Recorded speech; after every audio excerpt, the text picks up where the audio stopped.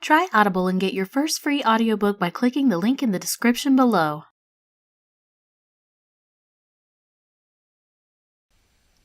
Long Distance by Edna Ferber. Chet Ball was painting a wooden chicken yellow. The wooden chicken was mounted on a 6x12 board. The board was mounted on 4 tiny wheels. The whole would eventually be pulled on a string, guided by the plump, moist hand of some blissful 5-year-old.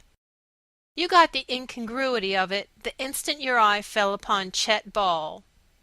Chet's shoulders alone would have loomed large in contrast with any wooden toy ever devised, including the Trojan horse. Everything about him, from the big, blunt-fingered hands that held the ridiculous chick to the great muscular pillar of his neck, was in direct opposition to his task, his surroundings, and his attitude. Chet's proper milieu was Chicago, Illinois, the West Side. His job, that of a lineman for the Gas, Light, and Power Company. His normal working position, astride the top of a telegraph pole, supported in his perilous perch by a lineman's leather belt and the kindly fates, both of which are likely to trick you in an emergency. Yet now he lolled back among his pillows, dabbing complacently at the absurd yellow toy. A description of his surroundings would sound like pages 3 to 17 of a novel by Mrs. Humphrey Ward. The place was all greensward and terraces and sundials and beeches, and even those rhododendrons without which no English novel or country estate is complete. The presence of Chet Ball among his pillows and some hundreds similarly disposed revealed to you at once the fact that this particular English estate was now transformed into Reconstruction Hospital No. 9. The painting of the chicken quite finished, including 2 beady black paint eyes, Chet was momentarily at a loss.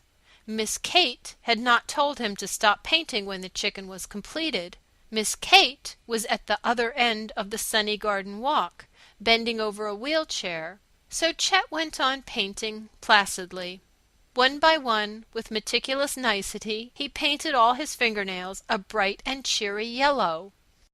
Then he did the whole of his left thumb, and was starting on the second joint of the index finger when Miss Kate came up behind him and took the brush gently from his strong hands. "You shouldn't have painted your fingers," she said. Chet surveyed them with pride. "They look swell." Miss Kate did not argue the point. She put the freshly painted wooden chicken on the table to dry in the sun. Her eyes fell upon a letter bearing an American postmark and addressed to Sergeant Chester Ball, with a lot of cryptic figures and letters strung out after it, such as A, E, F, and CO 11. "Here's a letter for you." She infused a lot of glad into her voice. But Chet only cast a languid eye upon it and said, "Yeah? I'll read it to you, shall I? It's a nice fat one." Chet sat back, indifferent, negatively acquiescent, and Miss Kate began to read in her clear young voice, there in the sunshine and the scent of the centuries-old English garden. It marked an epoch in Chet's life, that letter. It reached out across the Atlantic Ocean from the Chester Ball of his Chicago days, before he had even heard of English gardens. Your true lineman has a daredevil way with the women, as have all men whose calling is a hazardous one. Chet was a crack workman. He would shinny up a pole, strap his emergency belt, open his tool kit, wield his pliers with expert deftness, and climb down again in record time. It was his pleasure, and seemingly the pleasure and privilege of all linemen's gangs the world over, to whistle blithely and to call impudently to any passing petticoat that caught his fancy. Perched 3 feet from the top of the high pole, he would cling, protected seemingly by some force working in direct defiance of the law of gravity. And now and then, By way of brightening the tedium of their job, he and his gang would call to a girl passing in the street below, "Ho, ho! Hello, sweetheart!" There was nothing vicious in it. Chet would have come to the aid of beauty in distress as quickly as Don Quixote. Any man with a blue shirt as clean and a shave as smooth and a haircut as round as Chet Ball's has no meanness in him. A certain daredeviltry went hand in hand with his work, a calling in which a careless load dispatcher, a cut wire, or a faulty strap may mean instant death. Usually the girls laughed and called back to them, or went on more quickly, the color in their cheeks a little higher. But not Anastasia Rourke. Early the first morning of a 2-week job on the new plant of the Western Castings Company, Chet Ball, glancing down from his dizzy perch atop an electric light pole, espied Miss Anastasia Rourke going to work. He didn't know her name or anything about her, except that she was pretty. You could see that from a distance even more remote than Chet's. But you couldn't know that Stasia was a lady not to be trifled with. We know her name was Rourke, but he didn't. So then, "Hoo-hoo!" he had called. "Hello, sweetheart! Wait for me and I'll be down."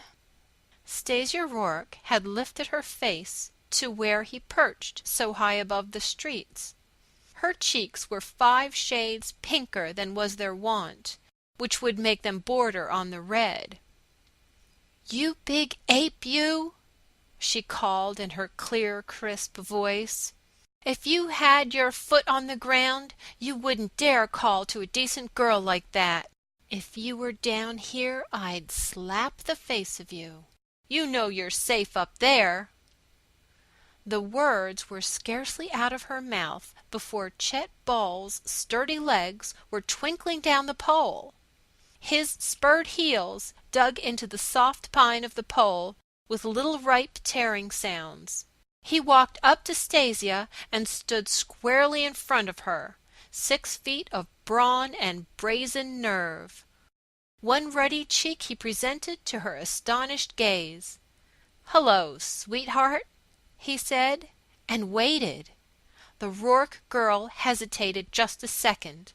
All the Irish in her heart was melting at the boyish impudence of the man before her. Then she lifted one hand and slapped his smooth cheek. It was a ringing slap. You saw the 4 marks of her fingers upon his face. Chet straightened, his blue eyes bluer. Stasia looked up at him, her eyes wide, then down at her hand, as if it belonged to somebody else. Her hand came up to her own face. She burst into tears, turned, and ran. And as she ran, and as she wept, she saw that Chet was still standing there, looking after her. Next morning, when Stasia Rourke went by to work, Chet Ball was standing at the foot of the pole, waiting. They were to have been married that next June. But that next June, Chet Ball, perched perilously on the branch of a tree in a small woodsy spot somewhere in France, was one reason why the American artillery in that same woodsy spot was getting such a deadly range on the enemy. Chet's costume was so devised that even through field glasses, made in Germany, you couldn't tell where the tree left off and Chet began. Then, quite suddenly, the Germans got the range. The tree in which Chet was hidden came down with a crash, and Chet lay there, more than ever, indiscernible among its tender foliage. Which brings us back to the English garden, the yellow chicken, Miss Kate, and the letter. His shattered leg was mended by one of those miracles of modern war surgery, though he never again would dig his spurred heels into the pine of a G.L.&P. Company pole. But the other thing, they put it down under the broad general head of shock. In this lovely English garden they set him to weaving and painting as a means of soothing the shattered nerves. He had made everything from pottery jars to bead chains, from baskets to rugs. Slowly the tortured nerves healed. But the doctors, when they stopped at Chet's cot or chair, talked always of the memory center. Chet seemed satisfied to go on placidly painting toys or weaving chains with his great, square-tipped fingers, the fingers that had wielded the pliers so cleverly in his pole-climbing days. "It's just something that only luck or an accident can mend," said the nerve specialist. "Time may do it, but I doubt it. Sometimes just a word, the right word, will set the thing in motion again. Does he get any letters?" "His girl writes to him. Fine letters. But she doesn't know yet about this. I've written his letters for him. She knows now that his leg is healed, and she wonders—" That had been a month ago. Today Miss Kate slit the envelope postmarked Chicago. Chet was fingering the yellow wooden chicken, pride in his eyes. In Miss Kate's eyes there was a troubled, baffled look as she began to read. "Chet, my dear, it's raining in Chicago, and you know when it rains in Chicago it's wetter and muddier and rainier than any place in the world, except maybe this Flanders we're reading so much about. They say for rain and mud that place takes the prize. I don't know what I'm going on about rain and mud for, Chet, darling, when it's you I'm thinking of, nothing else and nobody else. Chet, I get a funny feeling there's something you're keeping back from me. You're hurt worse than just the leg. Boy, dear, don't you know? It won't make any difference with me how you look or feel or anything. I don't care how bad you're smashed up. I'd rather have you without any features at all than any other man with two sets. Whatever's happened to the outside of you, they can't change your insides. And you're the same man that called out to me that day, 'Ho, ho, hello, sweetheart.'